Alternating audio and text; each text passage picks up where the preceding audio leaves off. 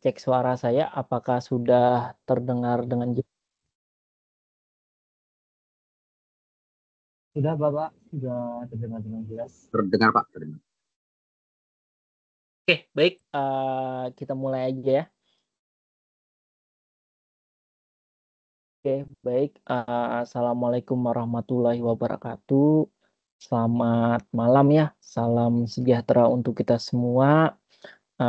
Salam sehat ya. Semoga semuanya selalu dalam keadaan sehat walafiat ya. Untuk bisa beraktivitas untuk buat besok ke depannya ya. Dan juga semangat menjelang deadline tugas ya. Karena semua tugas 1 dan tugas 2 akan dikumpulkan maksimal tanggal 1 Desember. Jadi harap dikumpulkan, sekali lagi saya mengingatkan, harap dikumpulkan sebelum deadline. Karena apabila di luar deadline sudah dikunci, tidak dinyatakan tidak lulus mata kuliah ini ya. Oke, baik. Tutorial webinar kedua ya, algoritma pemrograman untuk kelas 158 ya. Karena kebetulan saya juga mengampu kelas 157, jadi saya juga mempersilahkan bagi yang sebelumnya berhalangan mengikuti jadwal kelas di 157 bisa bergabung malam ini. Oke, baik. Yang ingin saya sampaikan hari ini yaitu adalah review materi dari aktivitas belajar 5 sampai dengan 11, kemudian persiapan tugas terakhir yaitu tugas 3 ya. Nah, jadi juga saya akan sedikit menjelaskan bagaimana contoh untuk tugas 3 nanti. Nah, semoga bisa membantu untuk pengerjaan ke depannya. Oke, yang sudah mengerjakan tugas 1 dan tugas 2, jika memang sudah mendapatkan nilai sempurna, tulis pertahankan ya. Nah, mungkin biasanya penilaian saya yang pertama adalah dari sisi laporan dulu ya, formatnya sudah sesuai atau tidak. Dan juga saya mengingatkan untuk tugas 2 dan 3 harus disertai dengan rekaman pekerjaan video. Nah, jadi videonya nanti silahkan direkam, nah ditaruh di Word atau file bentuk PDF, linknya aja. Jadi silahkan direkam, misalnya dimasukin di Google Drive, nah yang dikumpulkan cukup linknya aja. Oke, begitu sedikit pengantar dari saya akan mulai materinya.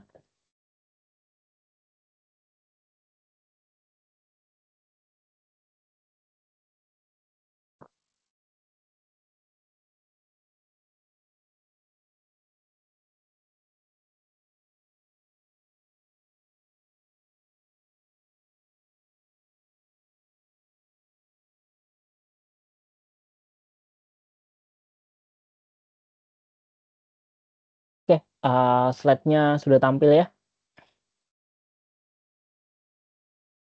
Oke,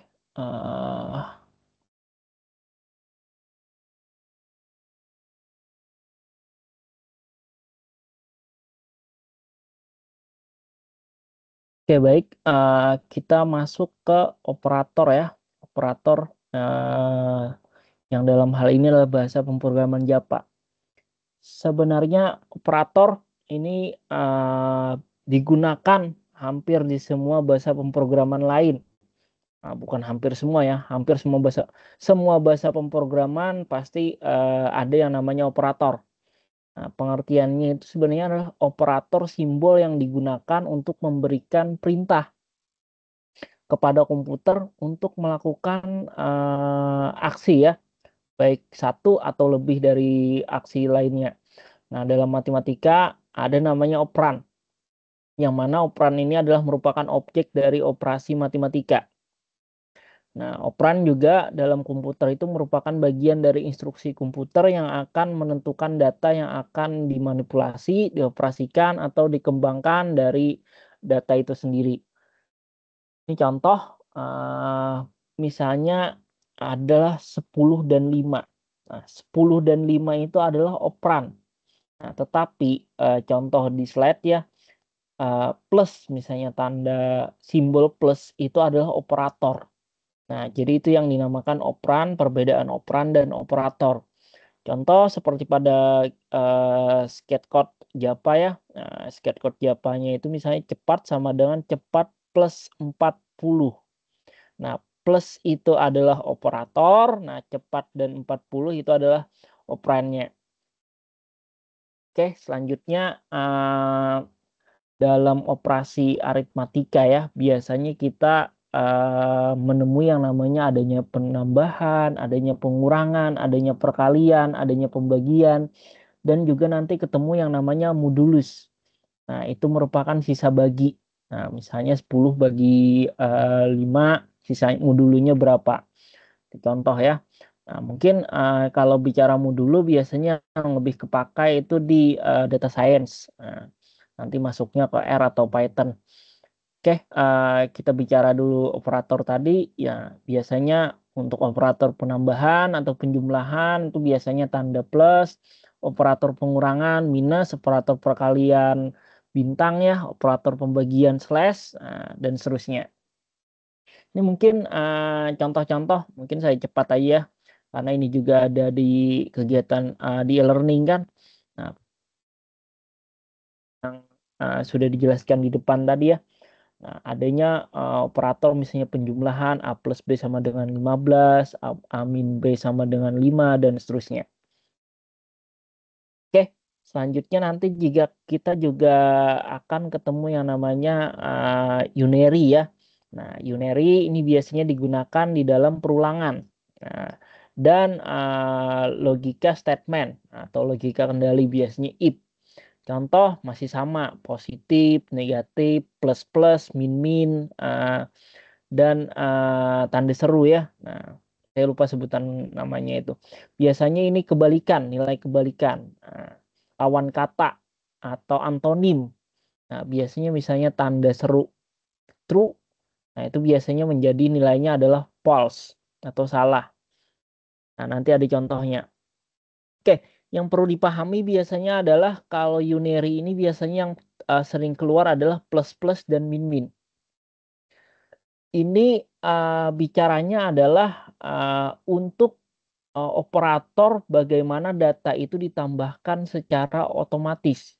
Misalnya data awalnya adalah 0, nah dia akan kalau ada operator ini, dia akan menjadi penambahannya bernilai positif. Jadi selanjutnya data selanjutnya 1 sampai misalnya batasannya misalnya 100. Nah, tetapi jika min min, nah ini operator yang digunakan untuk data yang masuk nanti akan berkurang dari nilai awal. Misalnya adalah 0, maka dia akan perhitungannya ke kiri. Nah, contoh misalnya min 1, min 2, min 3, dan seterusnya. Oke, ini contoh. Nah, contoh ya. Nah, ini contohnya misalnya nilai awalnya seperti itu. Nah, jika unary hasilnya adalah min 10 tadi, maka akan bertambah. Misalnya menjadi min 10 karena pertambahannya positif. Nah, misalnya min 9, min 8, dan seterusnya. Oke, lanjut. Kemudian ada operator penugasan. Nah, ini biasanya untuk memberikan statement dalam artian kejelasan bahwa data ini atau nilai ini, variabel ini akan dikemanakan. Misalnya sama dengan berarti nilainya pasti ya.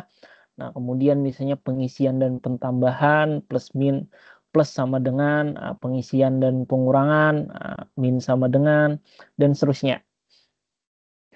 Oke, ini contohnya seperti ini ya. Jadi misalnya contoh A plus sama dengan B sama dengan A sama dengan A plus B. Nah, jadi seperti itu. Ini masih berbicara operator yang dipakai dalam operasi aritmatika ya. Oke, selanjutnya nanti ada operator rasional. Nah, ini untuk memeriksa hubungan kesetaraan, bisa jadi lebih besar atau kurang dari, atau misalnya sama dengan. Nah, ini akan sering keluar, terutama di tugas 3. Ini lebih besar, lebih kecil, sama dengan. Nah, ini akan sering keluar ya. Karena bicaranya operator rasional ini di bahasa manapun pasti keluar. Ini contohnya seperti ini ya. Contoh untuk skate codingnya. Selanjutnya operator logika. Nah, ini yang saya sampaikan di awal. Jadi logika dalam pemrograman itu cuma ada dua ya, yaitu true dan false. Nah, kemudian operatornya. Nah, bicaranya ada or dan and dan or.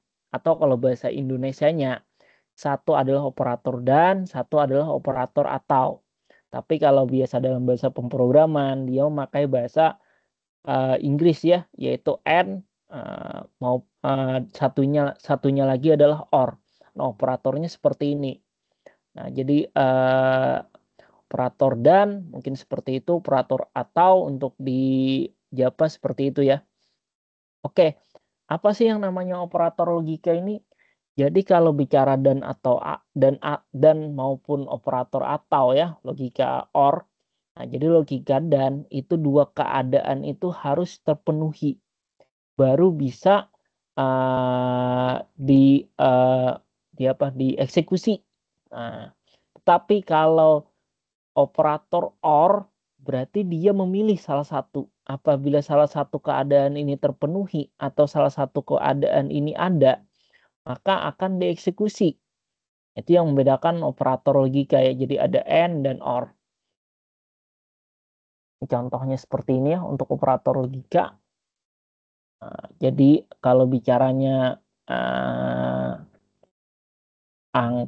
bukan angka, simbol dan seperti itu ada dua, maka itu pasti operator and. Tetapi simbolnya jika garis tegak lurus dua, nah itu adalah simbol or.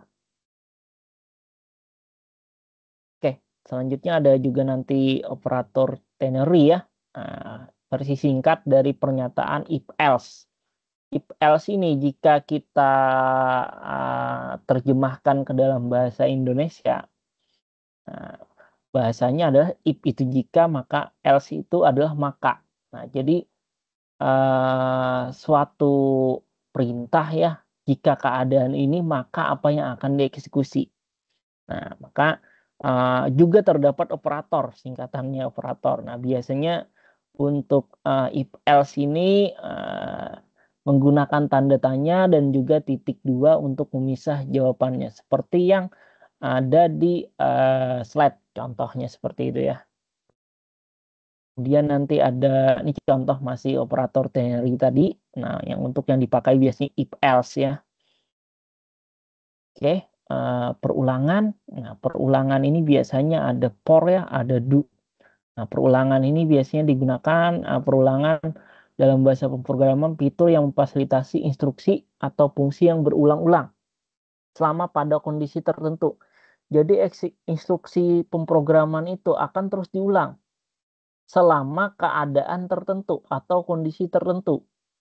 Nah, contoh kondisi tertentu selama aplikasinya aktif, atau kita tidak memberikan input, jadi perulangan ini, looping ini akan dieksekusi. Ini sebutannya looping ya, operator looping atau perulangan. Contoh yang pertama itu while. Nah, do while ya atau while. Yang pertama itu cara kerja perulangan looping ini adalah seperti percabangan. Ia akan terus melakukan looping atau perulangan selama kondisinya bernilai benar. Itu contoh ada suatu kondisi. Nah, ini yang berbicara tugas 1 ya. Jadi tugas 1 saya lihat kemarin juga masih banyak yang belum tepat untuk yang flowchart ya, flowchart kondisinya. Nah, flowchart untuk yang seperti layang-layang itu, nah itu harus dua keadaan ya, pasti bernilai true dan false. Nah, bicaranya ini kalau di kondisi while, nah kondisi while itu dia akan terus mengeksekusi apabila perulangannya kondisinya bernilai true, maka while ini akan dijalankan. Nah, contoh seperti ini, jika suatu kondisi ini bernilai benar, maka pernyataan atau perulangan dalam while itu yang akan dieksekusi. Tetapi jika kondisinya bernilai salah, decision-nya bernilai salah ya, maka yang akan dieksekusi, maka while tidak akan dieksekusi. Nah, jadi Bicaranya hati-hati ya kalau bicara flowchart, nanti ada decision seperti ini flowchart itu pasti dua keadaan. Apabila keadaan bernilai benar, apa yang akan diarahkannya kemana. Apabila bernilai salah, maka statement mana yang akan dieksekusi. Oke, ini contoh perulangan while tadi ya. Codingnya tadi, state codingnya contohnya seperti ini. While jika I kurang dari 5, maka sistem akan memerintahkan nilai I itu akan bertambah. Nah, ini operator yang di awal tadi ya, aritmatika perulangan, aritmatika dasar tadi. Nah, plus-plus ya. Jadi apabila while itu kurang dari 5, maka dia akan bertambah. 0, 1, 2, 3, 4, dan 5. Karena nilai I-nya sama dengan 0. Nah, kurang dari 5 ya, bukan kurang dari sama dengan 5. Kalau bicaranya nanti ada operator ya, kurang dari sama dengan 5, berarti 5 juga termasuk. Harusnya di output muncul. Jadi hati-hatinya di sana. Nah, makanya itu yang harus kita pahami. Oke, selanjutnya ada pernyataan setelah while, ada pernyataan for ya untuk perulangan. Sebenarnya kondisinya sama, inisialisasinya sama, nggak ada perbedaan, eksekusinya pun sama, tapi dalam pernyataan for, dia statementnya bisa lebih dari satu, digabungkan. Nah, dalam satu baris. Dalam satu baris yang sama, penggabungan itu biasanya statement menggunakan for. Jadi bisa keadaan 1, keadaan 2, dan keadaan 3 dalam satu baris. Nah, bisa lewat pernyataan for. Nah, ini contoh perulangan for. Nah, state codingnya ini. Jadi kalau tadi bicaranya adalah statementnya adalah bisa 3 baris atau 2 baris. Nah, kalau dalam for perintahnya cukup 1 baris ya. Nah, masing-masing ada plus minusnya. Nah, ada yang lebih senang menggunakan for, ada yang lebih senang menggunakan while. Oke, selanjutnya nanti ada duel. Nah, duel. Nah, ini yang paling sering muncul biasanya. Duel, ya, perulangannya sama juga dengan while. Bedanya adalah adanya penambahan do. Nah, artinya adanya penambahan do ini yang membedakan dengan while. Perulangan ini akan melakukan looping sekali dulu, baru melakukan pengecekan kondisi. Nah, jadi do kode ini akan dieksekusi dulu, nah baru dia lanjut ke while-nya. Nah, jadi ada pernyataan, nah, dieksekusi dulu, jika bernilai dieksekusi dulu masuk while, jika while ini bernilai benar atau salah, baru dieksekusi lagi. Nah, jadi seperti itu ya pernyataannya. Contoh do. Nah, jadi do dia akan melakukan eksekusi dulu, kemudian sistemnya dia akan melakukan penambahan I sama dengan plus plus plus while I kurang dari 5. Sebenarnya sama ya, cuma dibalik. Nah, dibalik. Jadi do-nya ini kita dilakukan eksekusi. Nah, artinya dalam do itu perintah pertama dia di looping dulu, nah sampai dengan penjumlahan plus plus positif tadi ya, artinya 0. Nah, jika sudah nilainya dieksekusi, dia akan menjalankan while. While tadi adalah I kurang dari 5, maka dia akan berhenti pada perulangan keempat atau iterasi keempat ya. Oke, selanjutnya ada decision kondisi pengambilan keputusan. Nah, ini biasanya if ya, if else sama switch case. Oke, pernyataan if yang paling sederhana. Nah, nanti ada if else, ada if else, sama ada if else bersarang. Nah, jadi yang pertama dulu kita bahas adalah if. If ini adalah suatu kondisi. Kondisi ini jika dia bernilai benar, apa yang akan dieksekusi? Blok pernyataan mana yang akan dieksekusi? Nah, kalau bicara dari slide, blok pernyataan selanjutnya akan dieksekusi. Tapi jika bernilai salah, maka dia akan melakukan eksekusi selanjutnya. Misalnya contohnya langsung ke blok pernyataan terakhir, atau misalnya jika bernilai salah ini tidak akan dieksekusi. Contoh ya, kondisi if, contoh ada suatu scat code, misalnya if A kurang dari B, maka sistem akan menampilkan A kurang dari B. Contohnya misalnya adalah A sama dengan 10, B sama dengan 20. Maka yang akan ditampilkan adalah A kurang dari B. Artinya nilai A kurang dari B. Itu adalah if sederhana.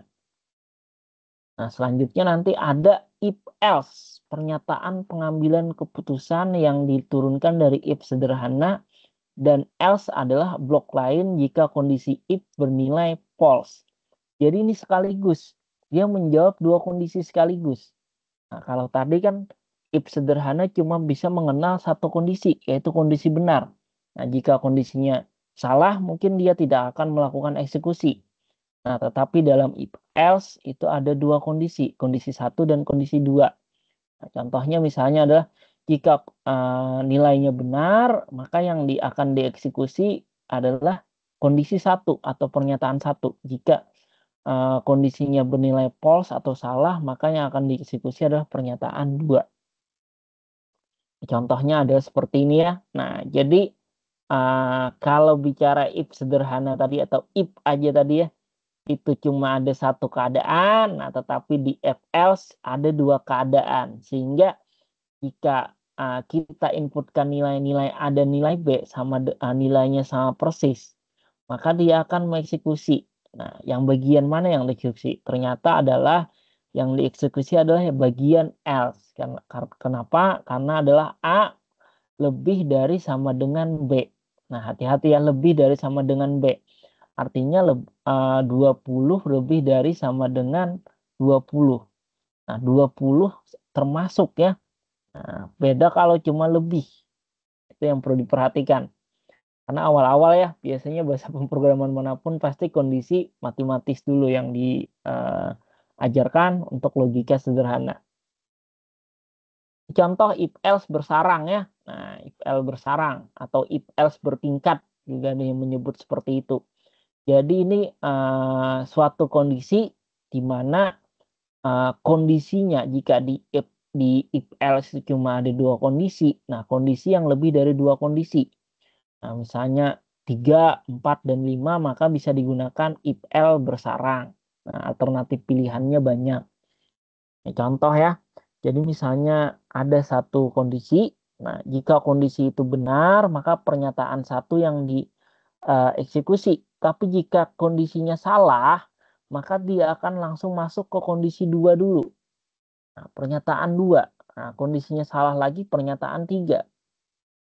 Dan pernyataan atau kondisi selanjutnya. Baru dia akan berakhir ya, atau dinyatakan end. Oke, ini bicaranya if else bersarang atau bertingkat ini kasus gimana? Biasanya untuk perhitungan gaji, perhitungan nilai yang inputannya lebih banyak ya. Contoh kalau kondisi nilai mahasiswa misalnya ada indikator A, B, C, D, dan E. Nah, itu bisa memakai if else bertingkat atau bersarang ini. Nah, selanjutnya ini contoh ya. Contoh misalnya ada 3 ini. Nah, jadi ada keadaan pagi, siang, dan malam. Nah, ini contohnya waktu yang dimasukkan itu waktu 22. Nah, jika waktu kurang dari 10, maka yang dieksekusi adalah pagi. Jika waktu kurang dari 20, dia menunjukkan siang. Jika di luar itu, maka adalah malam. Nah, apabila dimasukin inputan data yaitu 22 tadi jam 22 ya waktunya, maka sudah pasti yang akan dieksekusi adalah bagian statement ini ya, yaitu else system out println malam. Oke, selanjutnya adalah kondisi switch case. Nah, ini adalah pernyataan cabang dengan multi arah. Sebenarnya sama dengan if else bersarang. Tapi case ini kalau untuk programmer pemula pemahamannya lebih enak karena case tadi diklasifikasikan. Misalnya keadaan 1 seperti apa, keadaan 2 seperti apa, keadaan 3 seperti apa. Nah, jadi seperti itu ya. Jadi contoh misalnya kalau bicara nilai tadi. Nah, untuk nilai A itu misalnya dari rank 90 sampai 100. Nah, nilai B 70 sampai 89. Nilai C 50 sampai 69. Nah, misal seperti itu. Jadi ada 3 case. Dan perlu diingat sweet case ini biasanya pasti case 1, case 2 sampai case N. Nah, itu diakhiri dengan break sebelum case selanjutnya. Jadi misalnya case 1 ditutup dengan break. Nah, case 2 ditutup dengan break dan seterusnya. Kata pemisah break. Nah, sebelum di scat codingnya ya. Nah, itu yang dinamakan itu yang dinamakan sweet case. Kelemahannya apa? Kelemahan sweet case ini sebenarnya codingnya panjang ya, scat codingnya pasti lebih panjang dibandingkan if else bersarang. Ya, tetapi memahaminya lebih mudah, terutama untuk programmer pemula ya. Nah, ini contohnya seperti ini. Nah, jadi kan case 1 itu angka 1, case 2 misalnya angka 2, case 3 angka 3 dan nah, kalau kita lihat kan pemahamannya kita bicara programmer pemula lebih enak di statement sweet case ini ya. Oke, selanjutnya adalah array. Nah, array ini sebenarnya nanti hubungannya dengan tugas 3 ya. Nah, tugas 3. Oke, array adalah objek yang digunakan untuk menyimpan sejumlah data, yang mana elemen-elemen pada array ditandai dengan penomoran atau biasanya indeks. Elemen dari array adalah juga variabel dan masing-masing indeks yang unik, yang panjang pada saat array dibuat. Oke, jadi array ini kita analogikan seperti sebuah gedung. Nah, di mana di dalam gedung itu ya terdapat beberapa ruangan. Nah, ruangan ini yang akan digunakan untuk menyimpan data-data tersebut kalau dalam aplikasi komputer ya. Nah, itu adalah array. Nah, poin pentingnya ya, tidak hanya pada Java, sebenarnya pada bahasa pemrograman C maupun yang namanya Python, semua array dialokasikan secara dinamis. Nah, artinya bebas, mau kita alokasikannya gimana pun secara dinamis, sesuai dengan kita bagaimana mau mengalokasikannya. Oh, untuk array ini saya datanya cuma 5 indeks. Nah, kemudian tapi programmer lain maunya datanya 10. Nah, itu dinamis ya. Artinya bisa berubah-ubah. Nah, pada Java adalah objek. Nah, dengan demikian dapat mengetahui jumlah anggota. Kemudian variabel array dideklarasikan seperti variabel lain dengan menyebutkan nama array setelah tipe data. Jadi deklarasinya menyebutkan nama array. Misalnya array-nya adalah misalnya array mobil. Nah, jadi data dalam mobil itu misalnya ada contoh mobil itu misalnya ada sedan, ada jeep dan lain-lain. Nah, itu yang dinamakan array tadi setelah tipe data. Nah, perlu kita ingat ya tipe data. Tipe data ada integer, ada double, ada string, dan lain-lain. Kemudian ingat indeks array selalu dimulai dari angka 0, bukan dari angka 1. Selalu dimulai dari penomoran 0, bukan dari 1. Itu perlu diingat ya, baik dalam Python, selain Java juga Python, C, dan lain-lain itu pasti dari 0. Pada Java, array dapat dibuat statik, variabel lokal atau menjadi parameter pada sebuah metode. Nah, oke, ini contoh ya. Contoh seperti analogi saya sebelumnya tadi, ini anggap aja sebuah gedung di mana terdapat 5 ruangan. Nah, masing-masing ruangan itu diisi data. Contoh, ruangan pertama saya isi data 10. Ruangan kedua saya isi data 5. Ruangan ketiga saya isi data 7, 3, dan seterusnya. Nah, atau bisa kita analogikan ini hard disk, di mana hard disk penyimpanan memori punya 5 kontainer lagi, kotak lagi ya, kotak untuk tempat penyimpanannya. Nah, misalnya ada 5 penyimpanan, contohnya tadi misalnya penyimpanan pertama dia menyimpan 10, penyimpanan kelima dia menyimpan data 1. Nah, yang perlu kita pahami di sini adalah indeks pertama, yaitu data 10 ya, urutnya pasti dari kiri ke kanan. Nah, indeks pertama itu pasti angka 0 atau urutan ke 0.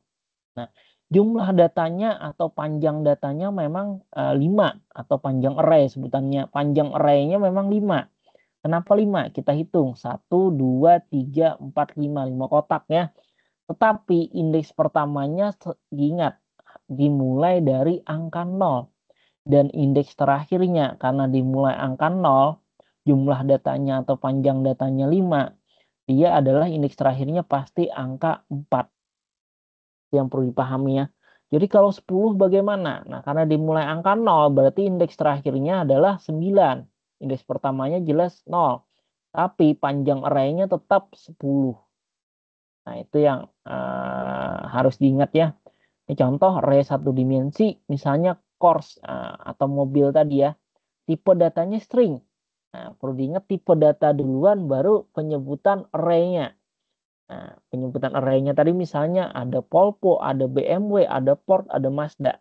Dan perlu diingat kalau untuk array baik di C, selain Java ya, C maupun Python pasti dimulai dengan kurung kurawal.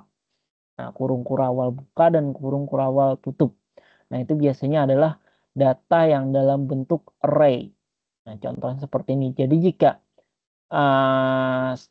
array yang atas nih course ya, itu berarti ada 4. Ada panjang array-nya ada 4. Tapi dimulai dari indeks 0. Volvo itu adalah 0, BMW 1, Ford 2, Mazda 3, dan seterusnya. Nah, ini contoh ya, contoh 1 skatecode-nya. Nah, misalnya tipe datanya integer, nah, array integer, di mana array integer ini akan mengisi array dengan angka 5.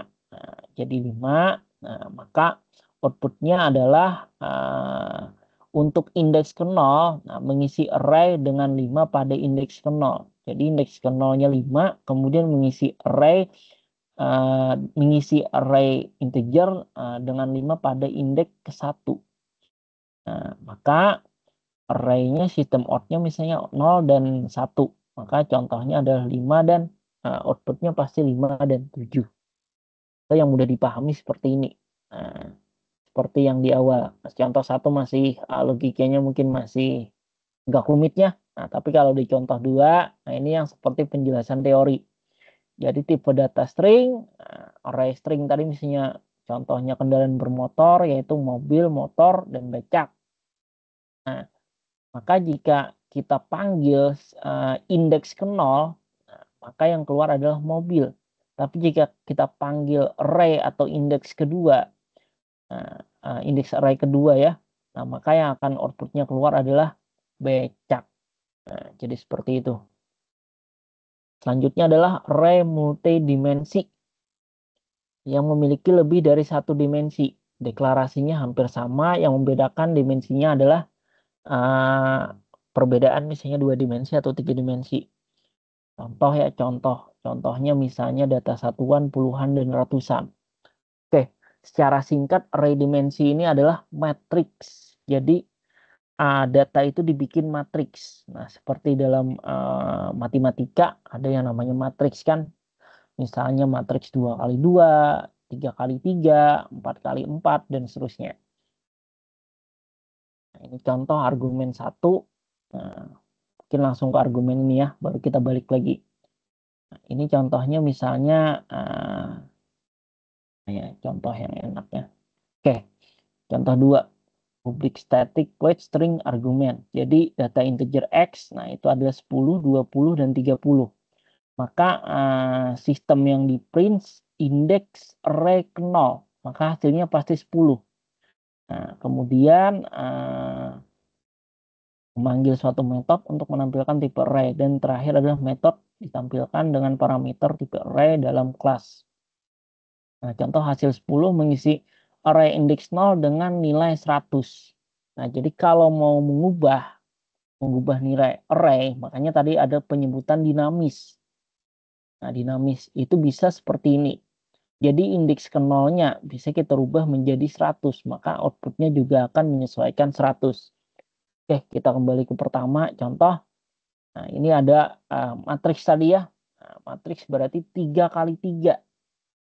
Nah, yaitu matriks 2 dimensi, ada nilai yang pertama 2, 10, 800, 3, 60, 900, dan terakhir adalah 1, 70, 4, 9. Nah, ini kalau analoginya matriks, kita bisa panggil indeks berapa. Misalnya di sini adalah kalau bicara vertikal, nah misalnya indeks vertikalnya 0 sampai 2 ya. Nah, kalau biasanya horizontal juga 0 sampai 2. Nah, jadi kalau untuk menampilkan array-nya dengan sket kode seperti ini, maka dia akan outputnya seperti ini. Nah, itu yang akan sering kita gunakan ya. Tapi rata-rata array kalau di kasus sederhana mainnya adalah bukan array satu dimensi, bukan array multidimensi. Nah, kalau array multidimensi ini kasusnya biasanya seperti kasus matriks. Nah, seperti itu ya. Atau datanya banyak, penjumlahan seperti tabel. Nah, mungkin itu yang akan digunakan untuk array multidimensi. Oke, sedikit pengantar singkat teori ya, semoga bisa membantu untuk teori dari pemrograman Java ini untuk pertemuan kedua. Selanjutnya saya akan mengasih tutorial singkat ya, contoh. Semoga bisa membantu untuk tugas 3.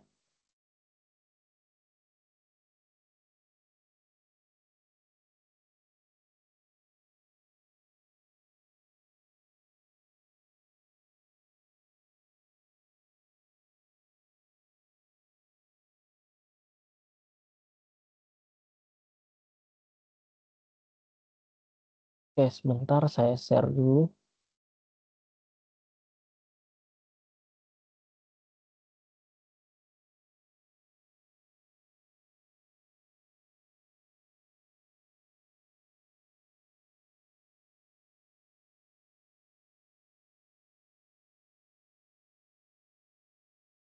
Oke, jadi mungkin saya masih mengambil soal nomor tugas 2 ya, soal tugas 2.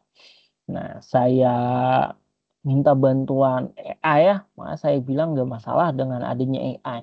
Karena program ini yang harus kita pahami adalah algoritmanya, bukan menghafal sket code. Nah, tidak ada lagi sistem menghafal sket code. Jadi algoritma yang digunakan, nah itu yang harus kita pahami. Oke, bicaranya kasusnya seperti ini. Saya mendekatkan dengan apa yang menjadi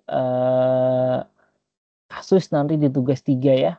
Nah, suatu soal, buatlah program sederhana menggunakan bahasa pemrograman Java, yang mana harus ada operator, statement if, statement kendali if-nya, dan array untuk kasus bagaimana berikut. Pada sebuah perusahaan dengan 3 golongan karyawan, yaitu golongan A, gajinya 5 juta, golongan B, gajinya 6.500.000, dan golongan C, itu gajinya adalah 9.500.000. Nah, permintaannya adalah gaji setiap golongan disimpan dalam bentuk array dengan nama misalnya array gaji. Nah, maka program ini, output program ini, jika kita melakukan inputan golongan A ya, akan dieksekusi array 0. Jika yang diinput adalah golongan B, maka yang akan dieksekusi adalah array 1, indeks 1 ya. Dan jika yang dieksekusi adalah golongan C, maka yang akan dieksekusi adalah array pada indeks kedua. Nah, jadi bicaranya tadi adalah gaji ya. Nah, terdapat array gaji dulu. Nah, kemudian soal selanjutnya adalah dalam kasus yang sama, buat juga array untuk perhitungan lembur.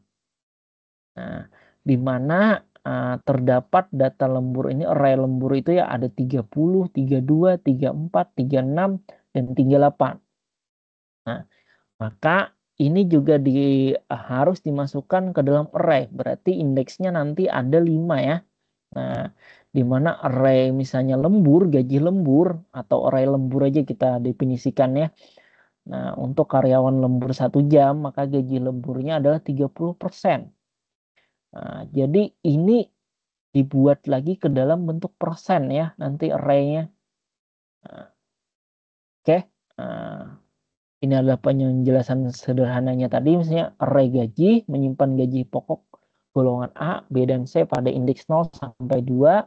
Array persen lembur menyimpan persentase lembur sesuai jam lembur dari 1 sampai dengan lebih dari 5 jam. Nah, karena bicaranya array-nya ini cuma ada 5 ya, berarti kita bisa definisikan lebih dari 5 jam. Yang terakhir ya, jika lebih dari 5 jam, maka persentase gaji lemburnya tetap terhitung adalah 38. Lebih dari sama dengan 5 jam ya. Mohon maaf, bukan dari lebih 5 jam. Nah, kemudian input golongan karyawan itu adalah A, B, dan C dan jam lembur. Nah, jadi ini akan menjadi output, tampilan output. Jadi nanti harus ada pilihan input, yaitu memasukkan input golongan karyawan dan juga memasukkan input jam lembur. Kemudian menggunakan statement kendali if untuk menentukan indeksnya ya. Nah, juga menggunakan statement kendali if untuk menentukan persentase lembur. Nah, terakhir adalah bagaimana kita menghitung gaji lembur dan total gaji serta menampilkan hasilnya. Oke, nah ini adalah coding program.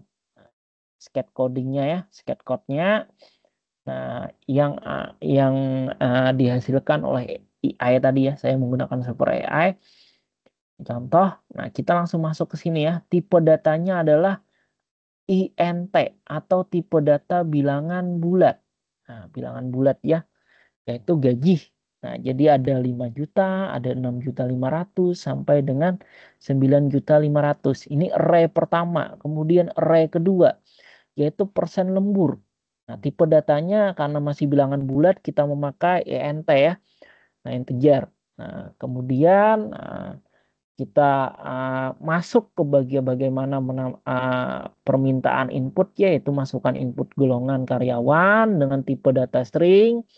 Kemudian juga akan memasukkan inputan yaitu jam lembur. Nah, karena bicaranya jam, pasti yang kita utamakan adalah tipe data bilangan bulat juga masih ya, yaitu tipe data integer. Nah, kemudian sesuai perintah harus menggunakan statement kendali if.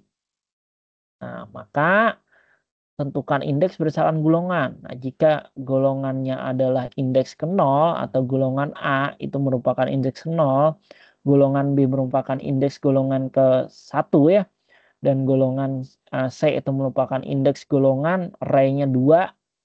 Nah, jika di luar itu, maka golongan tidak valid. Jika ada yang menulis inputan D misalnya, atau E, nah maka yang tampil adalah sistem memerintahkan golongan tidak valid. Nah, kemudian bicara juga array untuk statement kendali jam lembur tadi ya. Nah, bisa kita mulai dari angka 1, yaitu indeks ke 0 ya, jam lembur sama dengan 2, itu adalah indeks ke pertama, dan seterusnya. Jika jam lemburnya terakhir adalah jam lembur lebih dari sama dengan 5, maka persentase lembur yang akan dieksekusi adalah indeks ke-4 atau 38 tadi ya. Nah, kemudian untuk menghitung gaji lembur, nah tipe data yang digunakan adalah tipe data double. Nah, karena bicaranya persen, pasti mainnya koma, bukan bilangan bulat ya. Nah, maka yang akan kita ambil adalah tipe data double. Nah, oke, dan seterusnya. Nah, jadi seperti itu ya. Untuk sistem printout-nya bisa kita kembangkan sendiri. Mau bagaimana? Apakah cukup sampai memprint gaji lembur aja, atau misalnya sampai dengan total gaji. Nah, Program ini akan meminta inputan, golongan karyawan, dan jam lembur. Golongan diubah menjadi indeks untuk mengambil gaji pokok dan array. Menggunakan if untuk menentukan persentase lembur sesuai jam lembur. Gaji lembur dihitung sebagai persentase dari gaji pokok. Total gaji adalah menjumlahkan gaji pokok dan gaji lembur. Data hasil perhitungan dicetak ke layar dengan format rupiah. Oke, apabila program tadi kita eksekusi, nah ini saya menggunakan masih online compiler ya, compiler. Nah, jadi online compiler ini misalnya menggunakan jenis yang dari saya ini mengambilnya programmis.com. Nah, online compiler Java ya, online Java compiler. Nah, saya copy aja yang dari AI tadi. Nah, saya masukin di sini. Nah, kemudian saya running. Harusnya ini jalan ya. Nah, kan diminta memasukkan golongan karyawan. Misalnya saya masukkan B. Saya enter, jam lemburnya adalah misalnya 9. Nah, maka gaji golongan karyawan B tadi ada gaji pokoknya 6.500.000, gaji lemburnya 9 jam, 38% per jam, dan total gajinya adalah 8.970.000. Nah, ini ya pendekatan untuk tugas 3. Nah, apabila nanti sudah besok udah kebuka ya, nah bisa dalam artian mengerjakan seperti ini. Nah, untuk tugas 3 formatnya saya samakan dengan format tugas 2 ya. Yang pertama kalau bisa kita belajar sama-sama dulu ya, kita belajar sama-sama agar kedepannya enak. Kalau bisa ada koper, nah di mana koper itu terdapat nama dan NIM serta logo OT ya. Kemudian yang halaman selanjutnya bisa kalian kasih soal dulu. Nah, soalnya apa? Kemudian setelah itu jawaban yang pertama itu pasti bicaranya adalah skatecode. Nah, jadi kalian kopikan skatecode-nya. Nah, setelah itu kalian masukkan lagi adalah ini ya dokumentasi atau misalnya screenshot programnya. Nah, misalnya ini saya menggunakan online Java compiler. Nah, ini screenshot aja. Biarpun nggak seluruhnya saya paham. Oh, ini berarti dia menggunakan online Java compiler. Pak, bagaimana kalau menggunakan idle Java? Boleh, silahkan. Kalau sudah terinstall idle Java ya silahkan, nggak masalah. Saya nggak menitik beratkan apakah harus memang software yang terinstall atau bisa menggunakan online compiler. Nah, terserah, nilainya sama, nggak ada perbedaan. Mana yang lebih enak? Nah, mana yang lebih enak? Kemudian setelah itu screenshot output. Nah, screenshot output dan terakhir adalah link Google Drive. Nah, bukti pengerjaannya. Nah, contoh misalnya kalau mengerjakan pengerjaannya menggunakan online compiler, kalian rekam screen recording, biarpun cuma misalnya 30 detik sampai 1 menit gak masalah. Jangan terlalu pendek, misalnya 30 detik lah paling pendek gak masalah. Kalau misalnya masih pendek, nah bisa kalian bicara kan bahwa penjelasannya outputnya seperti ini. Nah, contoh seperti itu ya. Jadi silahkan kalian berinovasi sendiri. Nah, oke, itu aja karena tugas 3 juga menjadi tugas terakhir saya lihat kalau untuk di e-learning ya. Semoga hasil contoh dari ini bisa membantu karena tadi ada juga yang mau WA saya programnya pakai apa. Nah, programnya pertama mungkin saya jawab yaitu adalah program Java dan yang kedua adalah bisa menggunakan softwarenya bisa menggunakan software yang terinstall atau bisa menggunakan software online atau sebutannya online compiler. Nah, saya menggunakan online Java compiler dari program MIS. Nah, oke, itu aja secara singkat. Semoga bisa membantu. Sebenarnya tugas 3 itu nggak beda jauh dari ini. Ya, mungkin bisa dikategorikan ini 80-90% mirip dengan tugas 3. Oke, itu ya penjelasan singkat mengenai algoritma pemrograman baik itu tugas 2 maupun tugas 3, semuanya berhubungan ya. Nah, oke, kita sebenarnya sudah masuk minggu terakhir ya, minggu-minggu terakhir. Nah, jadi harap mungkin dikerjakan. Nah, seperti di awal saya mengingatkan lagi bahwa 1 Desember deadline. Nah, ini nggak bisa diperpanjang lagi karena sudah diperpanjang ya. Nah, seharusnya kalau dari laporan di grup besar tutor itu ya, masih banyak mahasiswa yang terancam tidak lulus kalau tidak diperpanjang kemarin deadline-nya, terutama tugas 1. Karena seperti saya bilang, apabila terlewat, otomatis tugas selanjutnya juga tidak bisa mengerjakan. Contoh di etika profesi, saya juga ngampu mata kuliah etika profesi ya. Nah, di UT itu dari 50 mahasiswa cuma 44 yang mengerjakan tugas 1, sehingga 6 orang sudah dinyatakan tidak lulus mata kuliah etika profesi atau gugur. Itu namanya gugur sebelum bertempur ya. Jadi karena kelupaan menjelang deadline, sudah deadline nggak dikerjakan, otomatis terkunci. Dan kebetulan untuk mata kuliah etika profesi nggak ada perpanjangan dari UT-nya. Nah, itu yang perlu diingat ya. Selama sudah mengumpulkan, nah itu bisa nanti revisinya bisa via WA ke saya atau misalnya di grup, nggak masalah untuk pertanyaan-pertanyaan. Oke, jika ada pertanyaan mungkin bisa disampaikan. Jika masih malu-malu bisa nanti chat saya atau japri saya ya. Oke, apakah ada pertanyaan?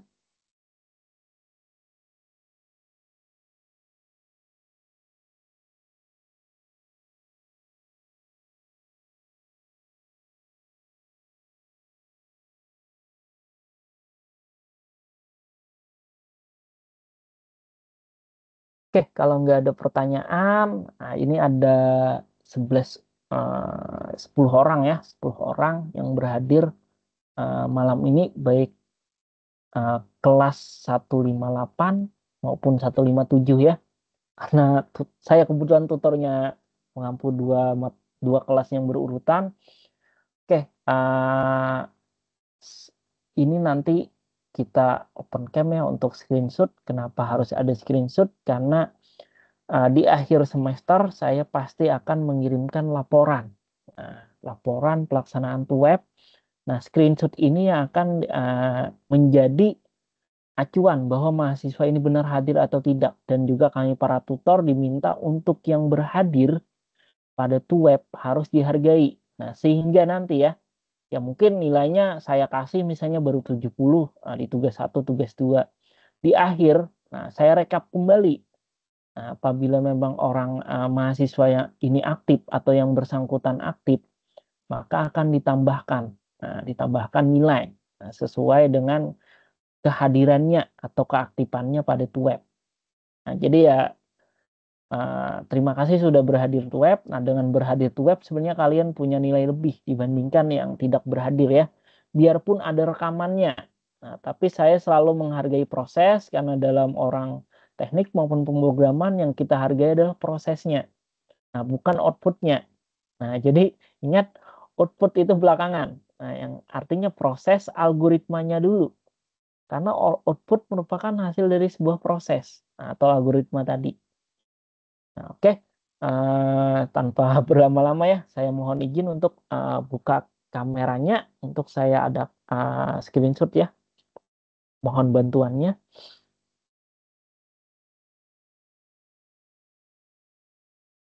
Oke, saya hitung ya. 1, 2, 3. Oke, screenshot pertama. Sebentar, saya simpan dulu.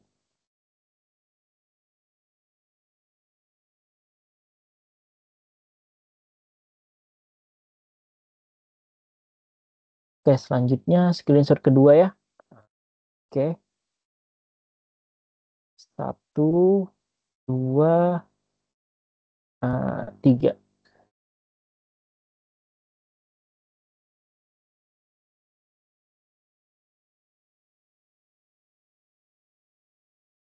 Oke, selesai ya. sekali lagi pesan saya tetap belajar ya, tetap, karena ini program. Artinya apabila program itu biarpun hasil AI, kalian cukup lakukan praktek. Ini mata kuliah berpraktek. Apabila tidak melakukan praktek sendiri mandiri ya, nanti akan gagal saat ujiannya. Karena nilai web ini kan 50%. 50%. Artinya kalian mau nggak mau harus mengejar nilai 90 ke atas ya. Syukur-syukur bisa 100 nanti pengerjaan dari saya. Artinya kan kalau sudah 100, otomatis 50% sudah di tangan dan peluang lolosnya besar ya. Nah, jadi seperti itu saran saya untuk mata kuliah berpraktek program. Nah, itu memang harus kita praktek ya, biarpun mandiri, karena logikanya harus jalan. Daya imajinasi atau daya di otak kita ingat, recording kita itu harus ingat. Nah, tapi bukan menghafal, prinsipnya bukan menghafal, tapi bagaimana memahami algoritma. Jadi logika itu akan jalan. Oke, itu pesan saya, sedikit pesan dari saya. Oke, terima kasih banyak atas kehadirannya malam ini. Salah hilap mohon maaf. Saya akhiri. Wabillahi taufiq wa hidayah. Wassalamualaikum warahmatullahi wabarakatuh. Waalaikumsalam warahmatullahi wabarakatuh. Warahmatullahi wabarakatuh. Terima kasih Bapak. Sama-sama. Terima kasih, Pak.